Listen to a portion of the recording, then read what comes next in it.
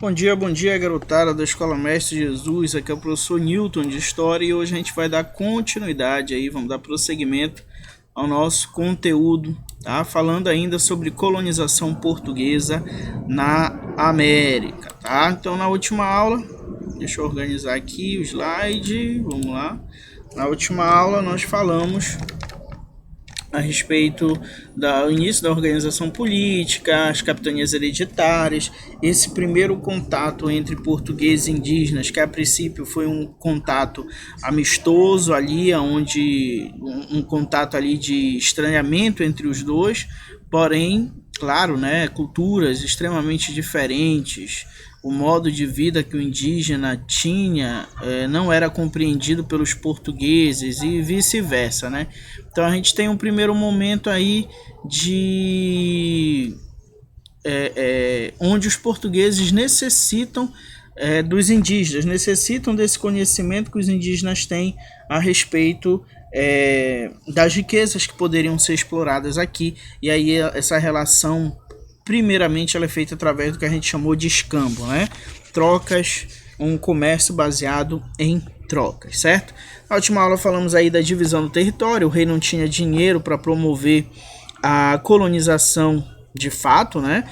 Você já sabe que durante os 30 primeiros anos de 1500 até 1530 não existiu uma colonização efetiva portuguesa. Portugal ainda preferia o comércio com as Índias.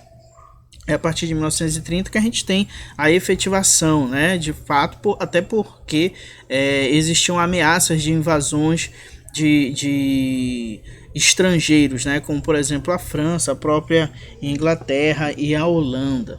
Inclusive os franceses já comercializavam com grupos de indígenas, tá? Durante esse período. Então, para isso, sem ter dinheiro, até porque seria um gasto muito grande, se você olhar no mapa o tamanho do país Portugal, né?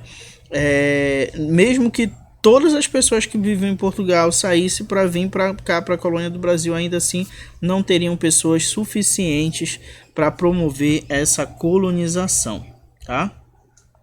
Então o grande problema do rei era esse. Para resolver o problema ele decide terceirizar, né? Ou seja, ele vai aí dividir, né, o território conquistado aí em capitanias, faixas de terra que iam do Tratado de Tordesilhas até o litoral, e ele vai doar isso para os donatários, né? Se chamava capitanias hereditárias porque quando o donatário vinha falecer, quem recebia era o seu filho mais velho, era algo hereditário. Porém, o donatário não podia vender, muito menos alugar suas terras. Ele deveria cuidar da colonização. Sua faixa, sua capitania, deveria promover riquezas para Portugal, certo? Entretanto, a gente terminou vendo que as capitanias hereditárias não deram tão certo assim, né? Tivemos duas apenas, São Vicente e Pernambuco, que foram as que mais despontaram economicamente. Então, não dando certo as capitanias hereditárias, era necessário uma outra forma de organizar a colônia, né? De administrar a colônia. Essa outra forma a gente chama de governo geral, certo?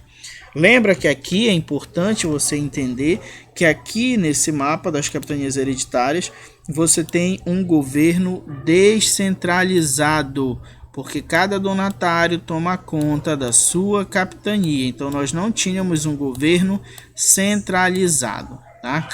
Cada faixa dessa era um donatário. Lembrando também que muitos donatários nem vieram tomar posse da sua capitania por medo, por ser muito alto o dinheiro necessário para fazer, para ter êxito e tudo mais, enfim, tá?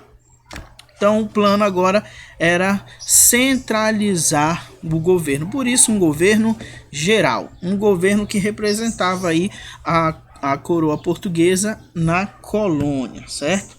E aí a gente tem, ó, em 1548, tem aí sendo criado o governo geral. Basicamente pôs fim às capitanias, porém a organização ainda permaneceu, tá? Em capitanias hereditárias, porém agora com um governo geral.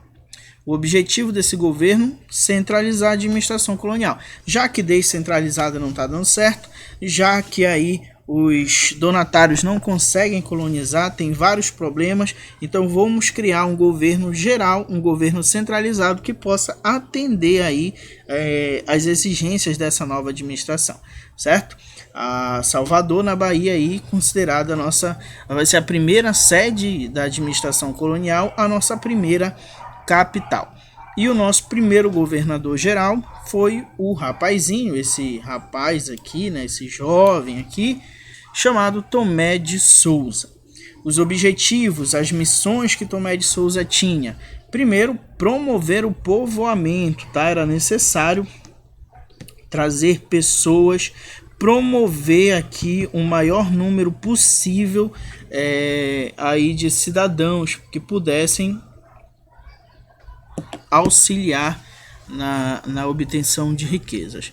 Combater o contrabando de pau-brasil, ou seja, aquele comércio, aquela produção que era feita sem passar pela coroa portuguesa, de forma ilegal, tá? E fundar vilas e auxiliar, como eu ainda tinha dito ainda há pouco, os donatários, certo? Para isso era necessário aí novos órgãos administrativos, e a gente vai dar destaque para esses três: o ouvidor-mor, provedoria-mor e o capitão-mor. Vamos lá, entender qual era a responsabilidade de cada um desses. O ouvidor-mor, esse daí, gente, era responsável pela justiça, certo? Aí depois, provedoria-mor, essa daí era pelos assuntos fiscais e pelo recolhimento de impostos. Já aí o último, né, o capitão-mor, era o órgão aí que vai cuidar da defesa do território, certo? Vamos lá, dando prosseguimento aí sobre o governo aí do período Tomé de Souza. A gente tem aí em 1549, Tomé de Souza vai fundar a cidade de Salvador. Como eu disse ainda há pouco, ela vai virar nossa capital e vai ser nossa capital até 1763, quando de fato a capital passa a ser apenas o Rio de Janeiro. É no período em que se desponta aí o período do ciclo do ouro na região de Minas Gerais, então Salvador ficava muito distante para que tivesse um controle, a coroa tivesse um controle maior sobre a exploração de ouro. Então por isso decidiu-se trocar, tá, de Salvador para o Rio de Janeiro. Porém, a gente vai ter um período em que as duas vão ser consideradas capitais, certo? Que a gente vai falar daqui a pouco. Eu vou falar logo agora, que é pra gente não perder o fio da meada. Bem aqui, ó, entre 1572 e 1578, o governo geral seria dividido, com uma sede no Rio de Janeiro e outra sede em Salvador, certo? Então olha só, gente, um dos grandes problemas aí dessa mudança de organização política vai ser no que diz respeito ao governador geral e os donatários. Isso porque apesar do governador geral ter como objetivo principal auxiliar os donatários, ele representava a perda de poder de mando dos donatários. Lembra que eram os donatários que cuidavam da justiça, da cobrança de impostos, tudo isso. Agora isso ficava a cargo do governador geral, certo? Então a gente tem aí, ó, se por um lado aí a presença do governador vai apoiar os donatários, por outro ele acaba limitando o poder, limitando a autonomia desses próprios donatários, tá? Para tentar resolver esse problema dos donatários que estão percebendo que estão perdendo poder, perdendo importância política, o que se faz? Se criam as câmaras municipais, tá? O que seriam essas câmaras municipais? Nessas câmaras nós teríamos aí as elites das vilas selecionadas para serem vereadores e juízes. Ou seja, você ia ter uma certa autonomia aí nessas regiões dessa elite, certo? Então pensa, os donatários faziam parte de uma elite. então se sentiu prejudicadas. Então, meio que para acabar com esse problema entre o poder do governador geral e dos donatários, olha, é o seguinte, então cada região vai ter sua Câmara Municipal, aonde dali vão ser escolhidos membros da elite para serem aí vereadores e juízes. Essas pessoas, gente, que trabalhavam e que eram juízes, escolhidos como vereadores, eram chamados de homens bons, certo? Homens bons.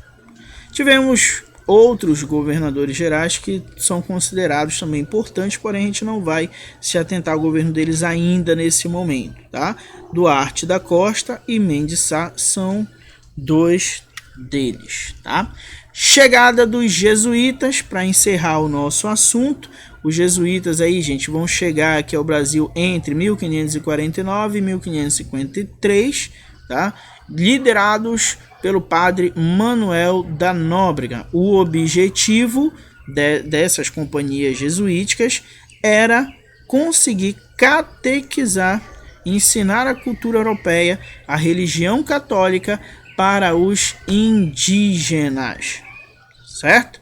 E aí a gente tem um grande projeto missionário de catequização sendo feita por esses jesuítas. Eles, inclusive, fundam o primeiro colégio do Brasil, certo? Então, foram muito importantes aí nesse processo de colonização, porque o fato de você catequizar o indígena era uma maneira de tornar, digamos assim, esse indígena mais dócil à manipulação europeia, digamos assim. Tá? Gente, espero que vocês tenham entendido. Fica para vocês hoje o exercício da página 31 e 33. Fiquem com Deus e até a próxima.